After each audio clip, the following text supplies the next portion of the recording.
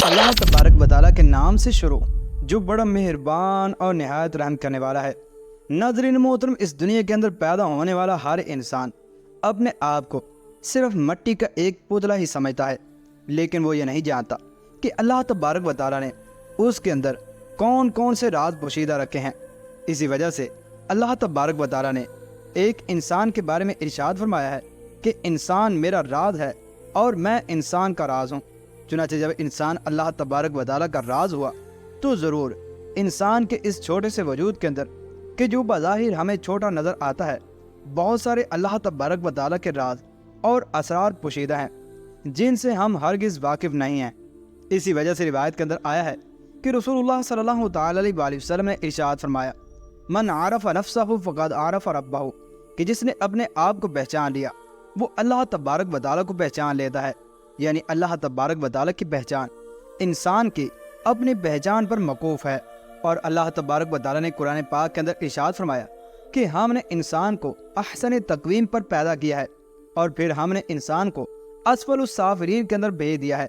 यानी इंसान के इस दुनिया के अंदर आने का मकसद बच्चे पैदा करना, शादी ब्याह करना, खाना पीना और मर जाना ये काम नहीं है, क्योंकि ये काम तो जानवर भी करते हैं। इंसान को इस अस्फलुस साफ़िरीन के अंदर भेजने का एक मकसद है। इसी वजह से तो अल्लाह तबारक व तआला ने कुरान पाक के अंदर इरशाद फरमाया है कि हम तुम्हें बहुत सारी निशानियां दिखाएंगे खुले आसमानों के अंदर और ख़ुद तुम्हारी अपनी ज़ात के अंदर, यहाँ तक कि तुम अपने अंदर और बाहर में अल्लाह तबारक व तआला की निशानियों और राज़ों को देख कर ये कह उठोगे कि बिलाशुबा ये एक हक चीज़ है। लेकिन आखिर वो कौन सी निशानियाँ हैं जो अल्लाह तबारक व तआला ने इंसान के वजूद के अंदर और इस कायनात के अंदर पोशीदा रखी हैं, जिससे हमें पता चलता है कि इंसान को इस दुनिया के अंदर भेजने का मकसद कुछ और ही है,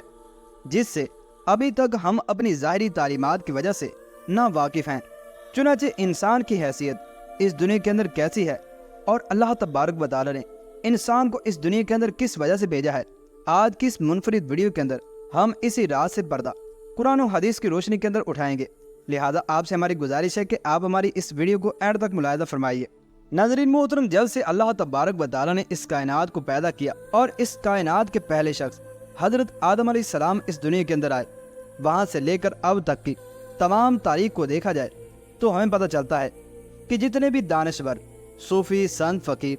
और दरवेश गुजरे हैं और बड़े बड़े फ़लासफ़र पैदा हुए हैं, वो सब के सब बायक ज़बान होकर एक ही बात हमेशा इंसानों से कहते रहे कि अपने आप को पहचानें, अपने आप के सफ़र पर रवाना हों और अपनी ज़ात को जाने कि आप कौन हैं, क्या हैं और कहां से आए हैं और आपके आने का मकसद क्या है। चुनांचे इन्हीं सवालात के जवाबात तलाश करने के लिए मुख्तलिफ मज़ाहिब के अंदर मुख्तलिफ तरीके राइज हैं और मुख्तलिफ रियासतें करवाई जाती हैं, जिन्हें हम self awareness, self awakening, Irfan नफ्स, इरफान ज़ात या इरफान खुदी का नाम देते हैं। हालांकि इन तमाम मशकों और रियाजतों का लुब्बे लुबाब सिर्फ इतना है कि ये सब मार्फत इलाही के रास्ते हैं। चुनांचे इन रास्तों पर अगर गौर किया जाए तो ये सब के सब एक ही जगह पर पहुँचते हैं और ये एक ऐसा इल्म है जो इंसान को किताबों के अंदर गौर व फिक्र करने या कसब के ज़रिए से हासिल नहीं होता, बल्कि ये अल्लाह तबारक व तआला की अता से इंसान को अता किया जाता है। जैसा कि अल्लाह तबारक व तआला ने कुरान पाक के अंदर इरशाद फरमाया, और हमने उनको अपनी तरफ से एक इल्म सिखा दिया था जिसे इल्म लदुन्नी कहा जाता है, क्योंकि कुरान पाक के अंदर मिन लदुन्ना के अल्फाज इस्तेमाल हुए हैं, जिससे पता चलता है कि इस इल्म का नाम इल्म लदुन्नी भी है। चुनांचे ये कुरानी आयत हमें बताती है कि ये एक ऐसा इल्म है जिसको हम कसब के ज़रिए से हासिल नहीं कर सकते। इसी वजह से किसी सूफ़ी ने बहुत ही खूबसूरत ये बात कही है कि तुम अल्लाह तबारक व तआला तक हरगिज़ नहीं पहुँच सकते अपनी इबादतों और रियाजों के ज़रिए से। और किसी शायर ने क्या ही खूबसूरत ये शेर कहा है कि अल्लाह अल्लाह किए जाने से अल्लाह ना मिले, अल्लाह वाले हैं जो अल्लाह से मिला देते हैं। चुनांचे ये अल्लाह तबारक व तआला का ऐसा राज है जो अल्लाह तबारक व तआला के नेक बंदों यानी कि अहलुल्लाह के सीनों के अंदर मौजूद होता है और वो जिसे चाहते हैं ये राज अदा कर देते हैं। नाज़रीन मोहतरम, इंसान की इबादत और रियादत और उसका ज़ाहिरी इल्म और मुजाहिदा उसे जन्नत तक तो पहुँचा सकता है, लेकिन अल्लाह तबारक व तआला का मुकर्रब हरगिज़ नहीं बना सकता, क्योंकि अल्लाह तबारक व तआला तक पहुँचने का रास्ता इश्क़ इलाही का रास्ता है। चुनांचे ये इश्क़ इलाही اور یہ راز جس سینے کو عطا کر دیا جاتا ہے، پھر اس علم کی خوشبو اس کے اندر سے آتی رہتی ہے، جس کی وجہ سے حضرت میاں محمد بخش رحمت اللہ تعالی علیہ ارشاد فرماتے ہیں کہ درد منداں دے سخن محمد دین گواہی حالوں، جس پلے پھول بدے ہوں آوے باس رومالوں، یعنی جن کے سینوں کے اندر اللہ تبارک و تعالی اس راز کو اتار دیتا ہے، پھر ان کے کپڑوں اور ان کے جسموں سے بھی اس علم کی خوشبو آتی ہے۔ چنانچہ یہ ایسا علم ہے کہ جس کو عطا کر دی جاتا ہے،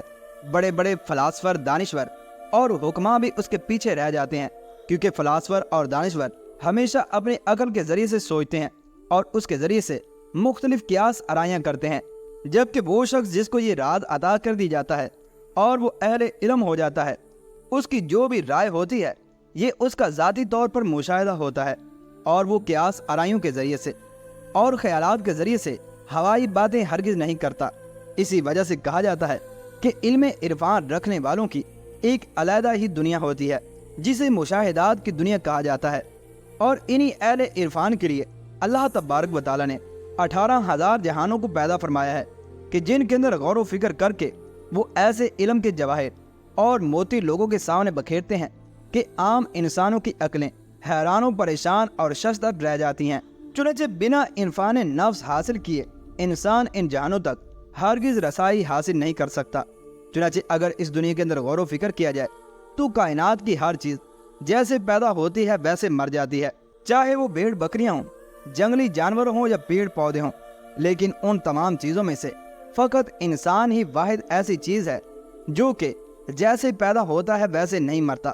کبھی تو انسان اسفل السافلین کے اندر گر کر فرعون، ابلیس، یزید اور شیطانیت کے اندر حمان کے درجے کو پہنچ جاتا ہے، اور یہی انسان جب اپنے آپ کو بدلنے پر آتا ہے اور اللہ تبارک و تعالیٰ کی ذات کی جانب متوجہ ہو جاتا ہے،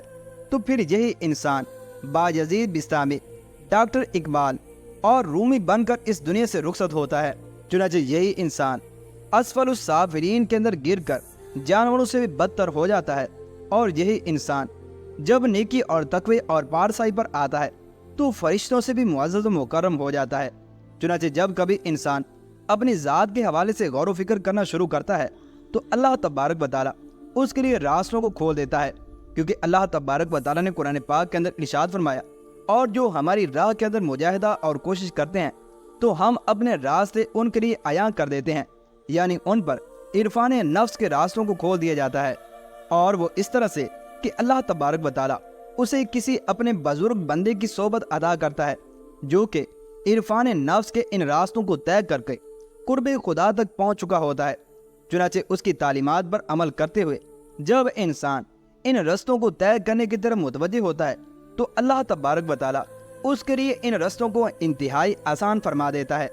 یہاں تک کہ اس کی روح اپنے مقصد حقیقی کو پا کر ہمیشہ ہمیشہ کے لیے پرسکون اور چین و راحت کے اندر ڈوب جاتی ہے۔ چنانچہ انسان کے پورے وجود کے اندر نفس ہی ایک ایسا حجاب ہے جو ہمیشہ انسان کو اللہ تبارک و تعالیٰ سے دور رکھتا ہے۔ چنانچہ انسان ظاہری طور پر اپنی بیماریوں کا علاج کرتا رہتا ہے،